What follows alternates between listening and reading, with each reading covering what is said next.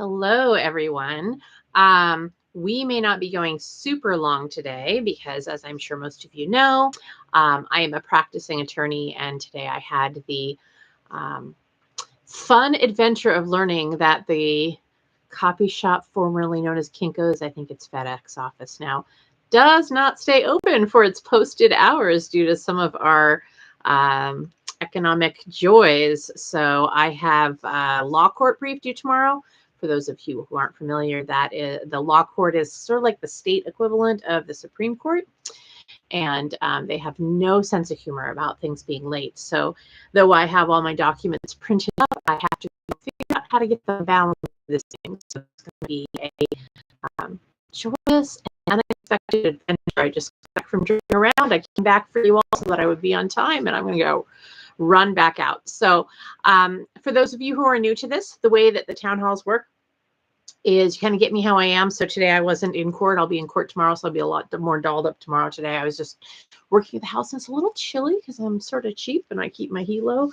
So today you get me with a sweatshirt over like 4 layers.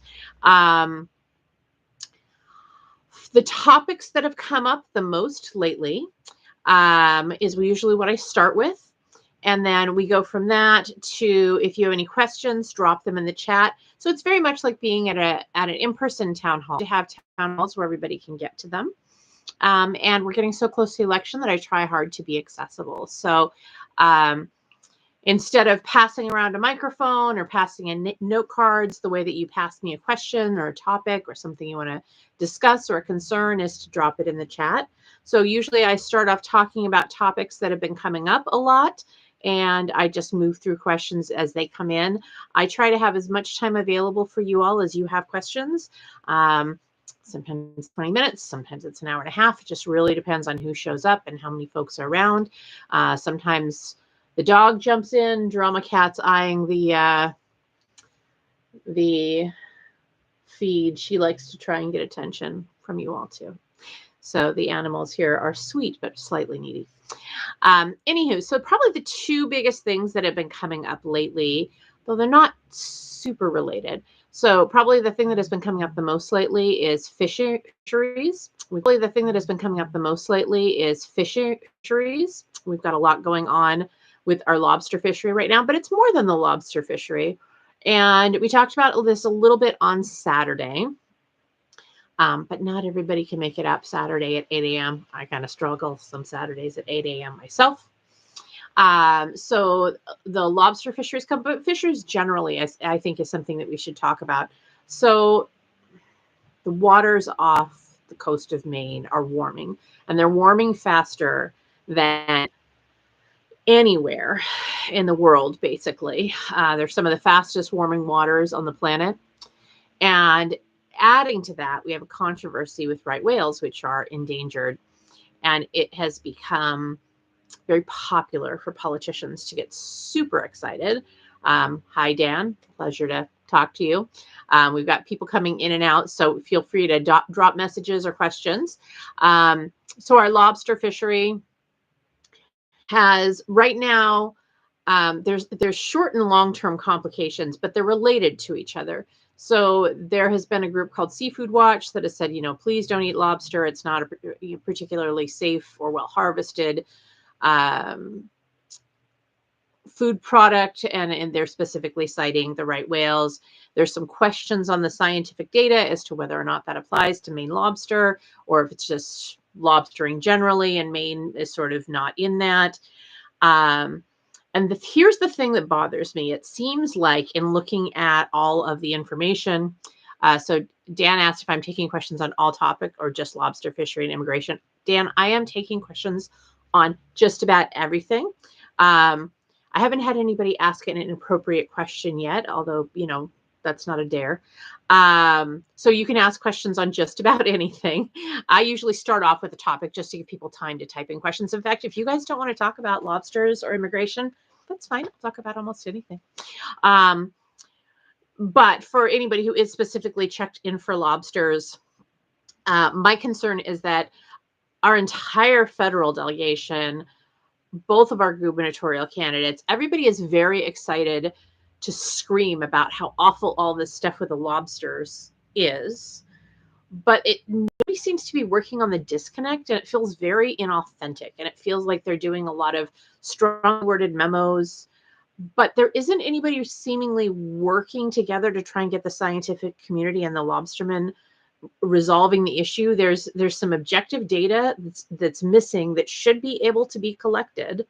And I can't tell, it's not clear from the outside whether the lobstermen are not wanting to provide the data or have scientists on the ship, or whether the scientists have collected bad data, or whether it's something else entirely. But that's where the disconnect seems to be. But instead of them working on the disconnect, they're drafting bills about defunding an aquarium on the other coast, and they are getting fierce with other areas, but it doesn't seem to be solving the problem. So it's going to be a very bumpy ride for our fisheries over the next 5 to 20 years with all of the ecological issues popping up. And so my stance is that there's a whole lot of whoopee, but not a lot of pie to those solutions. And that really bothers me. Dan's asking when I get a chance. So when you get the chance to answer, I was wondering, when you get to DC, which party you will caucus with, and will you be able to get along with people like AOC and Marjorie Taylor Greene? So I have taken the stance that because I'm an independent, I don't really have any loyalty to parties. All I care about is the law. And I think it's very easy to confuse caucus with party, because right now, everybody in the Republican caucus is a Republican. Almost everybody in the Democrat caucus are Democrats. We've got a couple of independents. One's an independent depending on the year. That's Bernie out of Vermont. Sometimes he's an independent, sometimes he's a Democrat. Just depends on the year. Angus is formerly a Democrat, has been an independent for quite a few years. And here's the position I've taken.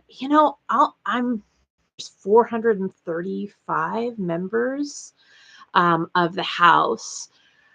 One member caucusing back and forth, or one member shift isn't that big of a deal. In the event that I would be the person who determines the majority, I would choose whichever party at the time I felt was the least damaging. I've been pretty clear right now that I find the Republican Party on a federal level to be more damaging at this point in time. Those trends shift over time. I might have a different opinion in 5 years. I don't know. Parties change. So I have taken the stance that I plan to go to whichever caucus has the majority and ask for a seat at the table and ask to spend my time drafting law with them. I think that's a very different way to look at things, and it's a new way to try it. I don't know if it's going to work. I may have to reevaluate that plan. But my loyalty is to the law, and my loyalty is to making sure that we get the least damaging law possible. I'd really like us to have helpful law, but these days it seems like you look for least damaging. And so I want to make sure that wherever the law is being made, I am there to keep an eye on it. That I'm not going to change my vote no matter where I am. And I have people ask me all the time, like, oh my gosh, there's so many toxic and really dramatic people down in DC. I'm a divorce attorney. I work with people that really, really don't like each other, and really, really don't like each other, probably more than anybody on Congress. There is no level of hate for somebody who is walked in on their partner with, a sibling, for example. I mean, you just don't get that kind of acidity and hate down in DC, no matter how hateful it looks. And it's a very similar thing. I work with people who really do not get along, and I try to get them to not script the kids too bad, right? Because regardless of how self-involved or hateful they are, at the end of the day, they should still love the kids. And at the end of the day, Congress should still love the country. We've got some people that have some very different ideas of what an appropriate country is. And I think that you'd cited AOC and Marjorie Taylor Greene. Yeah, they have some really divergent views. But I work with a lot of people that have very strong personalities that I don't get along with all the time. And the key to that is not thinking that you are a magician who can get people to agree. It's taking a not completely perfect document and showing people how they can stroke their own ego and see their win in it, and giving people information in a way they can hear it. So I would say that I am particularly suited for that part of Congress since, again, my day job really has me geared up for that. So I hope that answered your question, Dan. We've had a few other people come in. For anybody who's just joined us, if you haven't been in one of these before, the way they work is I usually start off on a topic. I started off on lobstering this evening. Didn't get very far into it because my overall comments are that folks are not working together collaboratively the way they need to, and instead they're doing a lot of Congress theater, legislative theater. I don't enjoy that. I think that's very counterproductive. And I'm surprised to see everybody sort of jump on the bandwagon, but I think it's hard to have discussions with people who have strong personalities and are stubborn, which you have to have those qualities to fish professionally. I'm married to a fisherman, so, or he doesn't fish now, but he was a fisherman when we met. The good thing and the bad thing are the same thing. So I think it's great that they have that lifestyle, that they love it.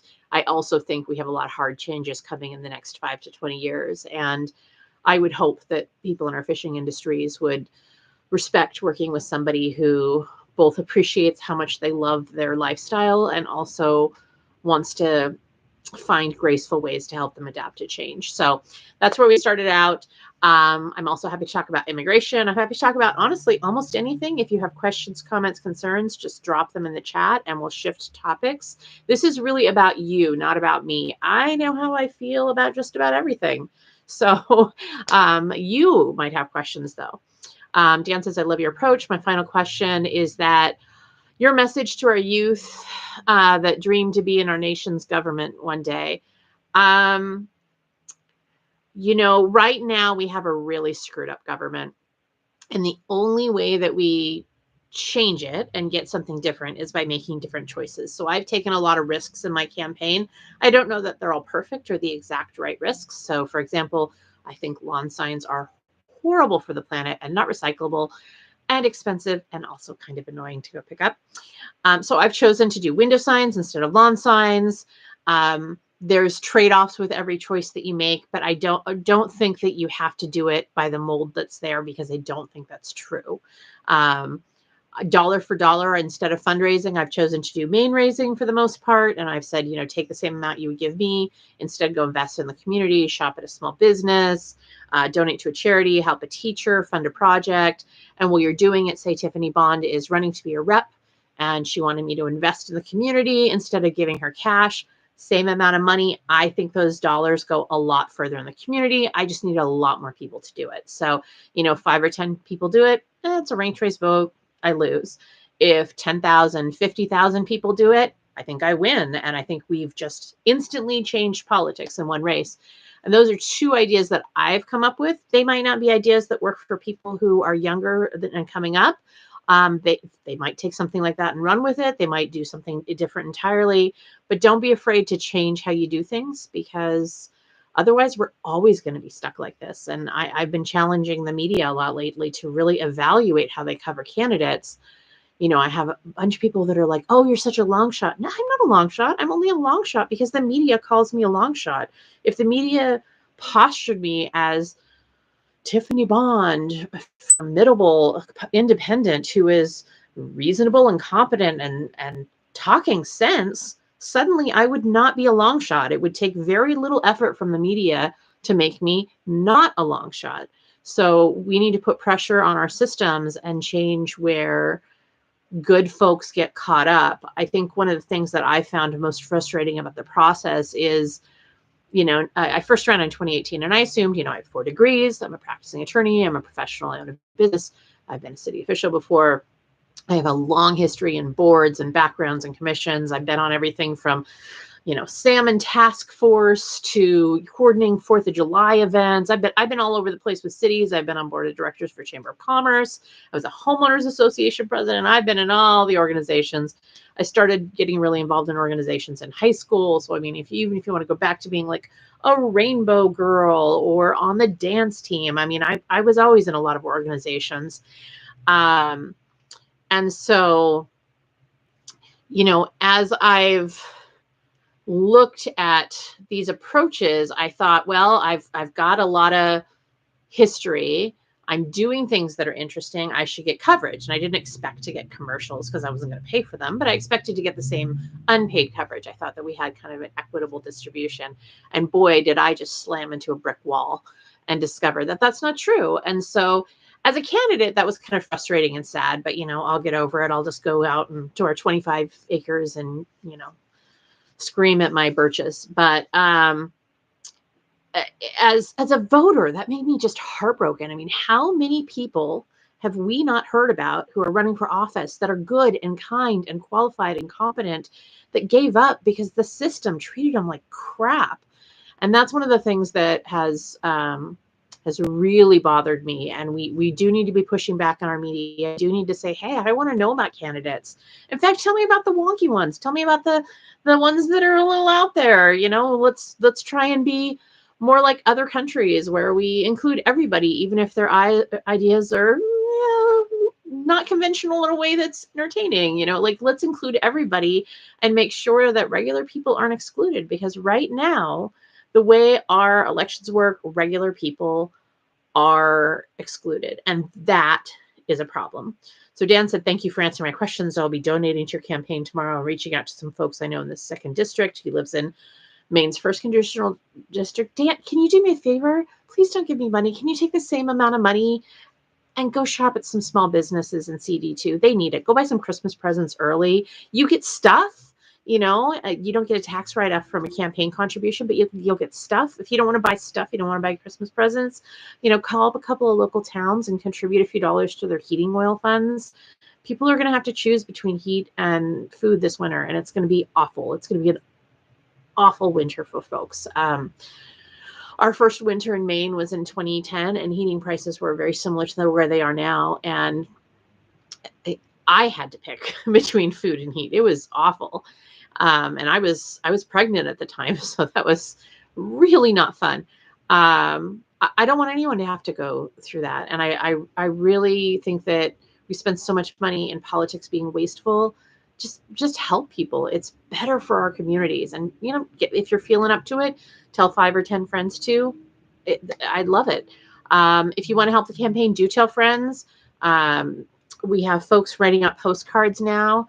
Sorry, I'm just getting a text message. I have to make sure it's not an emergency. One of my cases is having some issues. Not an emergency. Thank you so much. So yeah, I mean, really invest in our community. That's the best thing that you can possibly do. And again, thank you, Dan, for the support. I really appreciate it. If anybody else has questions, a few more people have come in, pop them in the chat. I will answer whatever. These town halls sort of take a meandering path. I've been at a few events lately. So I was at the Bangor Chamber of Commerce last week, and I was at Pie and Politics on Sunday out in Montville. And I try, instead of doing speeches, although I start these off talking so you all have a chance to come in and get a feel for what we're doing, I try to be really authentic. Like, you catch me in my living room. This is what my living room looks like. Broken painting at all. I still left it up because I like the painting, even though the kids annihilated it. You get me with whatever I'm wearing. You get to hear about what's going on in my day. I think that when we get candidates, we get them warts and all. And I don't need to talk about me and stuff. I already know how I feel. I said that earlier. This is really about your questions and what you need. I have put out a lot on a lot of topics. And I'm happy to keep answering questions on all of those. Or new stuff that comes up. New stuff comes up all the time. So we've got a few more minutes. You guys are a little typing shy, so I'll give you a few minutes to see if you want to ask any other questions. While we're killing time, giving you that space and that opportunity to ask questions, I did mention that we talk about immigration. So I feel the same way about immigration that I feel about healthcare, that I feel about climate change, that I feel about a whole bunch of issues. And that is that we keep blaming the people that are least responsible for the problems. So in the case of immigration, immigrants, in the case of healthcare, people who don't have any resources, in the case of student loans, students, in the case of Climate change, us as individuals, it was very exciting to like ban straws, but we're not taking real concrete action to do a lot of the climate stuff we need to do. And the bottom line is those are all legislative failures. So it is really easy for somebody in Congress to be like, oh my gosh, those immigrants are so horrible and we need border security. And what are we going to do? And then they cut a check to their, they start sending contracts to people who cut checks to them. And it just gets gross and icky and dark very quickly. But the bottom line is we wouldn't have anyone for the most part, or statistically, it would be near zero or zero people coming over the border at non-border crossings if we just overhauled our immigration process. I mean, you could spend billions, more billions than we have to spend on anything else on border security, and it will not fix the problem. In fact, Mother Nature is just going to chew up your walls because Mother Nature is completely disinterested in people putting walls where they don't belong. You cannot put a wall in the middle of a river and expect it to stay up. It doesn't work very well. And I'm sure if you've looked up any of the pictures of how the wall's been doing, there's a reason that most of the stretches of the wall that Donald Trump wanted to put up didn't already have walls. And it's that Mother Nature doesn't want walls there, and they're going to get washed away by rivers, or there's going to be in mountains that are the terrain is not reasonable. It's going to block the path of wildlife. Those are just not places you can functionally put a wall. And the only real solutions to that, we do need some border security, especially until we get this resolved, for which we should be using tech. We can use tech that is easier to upgrade, less expensive, more effective, and much more humane. Also doesn't interfere with wildlife. And Mother Nature is much less likely to assault it in such an expensive way. But in the long term, what we really need to do is we really need to start tackling hard issues at the federal level. And it's going to be painful. And we don't have a Congress up to the task right now. So we need to be sending a few folks like me. And I don't think I'm a wizard, but I am a mediator. And I am somebody who works with high conflict situations all the time to get things resolved. And I don't need to fix everything all at once. I don't think I alone can fix it, but maybe I can start picking off little pieces and get people nudged in the direction of working together. That's what happens a lot in divorce. You have people that you just think there's going to be an unsolvable chasm. And with all but a few cases, you don't have to litigate. I litigate all the time, but it is a very, very small percentage of my cases overall. A lot of cases just wrap up. Once you start picking off at those little pieces, you get down to the point where it's not very much separating you, and those bridges are usually easy to build. So I hope that we can do that on immigration, on climate change, on how we handle student loans, although student loans shouldn't be a big one. That one we should just take care of the interest. I don't know why neither party is pitching that. It has great return on investment, and it solves the underlying problem for almost everyone. It is astonishing to me that neither Democrats nor Republicans have jumped onto that. They just seem to take the opposite of each other instead of a problem-solving stance, and that is really quixotic to me. But I also, I'm not in a position where I'm trying to raise millions of dollars from you, so I don't have any incentive to exploit your hate. I don't have any incentive to exploit your pain. I don't have any incentive to exploit your anger. I want to go fix the things that make you, scared and angry and sad and frustrated. And that's what most people are selling these days. Most politicians don't sell them. Most politicians say, I would very much like you to give me money. We have this existential crisis. And if you don't give me money, democracy's all going to die. And they're the ones killing democracy. It kills democracy to say that it's essentially not good for anything but fundraising. And that's what our democracy has become. It's really disappointing to me. We've had no other questions. There's still a couple people logged on, but I feel like we've kind of burned through most stuff. So I will be back Saturday at 8 a.m. I'm going to be doing these every week until the election. If any questions pop up, you know how to find me. So Tuesdays at 7, Saturdays at 8 until the election. And we'll probably do one on election night maybe as kind of a wrap up. Why not? If you have any questions that are urgent and you cannot wait on, you can send me an email through the website. My email address is tiffany@bond4.me. If you'd like to volunteer to write postcards out, again, send an email, message through the website. You can also find me on Twitter. Some weeks I'm a little bit more available than others. Please don't be offended if I don't see every single notification. I get a phenomenal amount of notifications. And I also, some things I schedule ahead. So usually what I do is I usually wake up pretty early in the morning, whether or not I want to, the joys of being a parent. And a lot of times what I'll do is I'll go in and schedule some responses so there's not a giant thing all at once. So I hope you all have a wonderful rest of your evening. And I will see you on next week or on Saturday. Have a good one.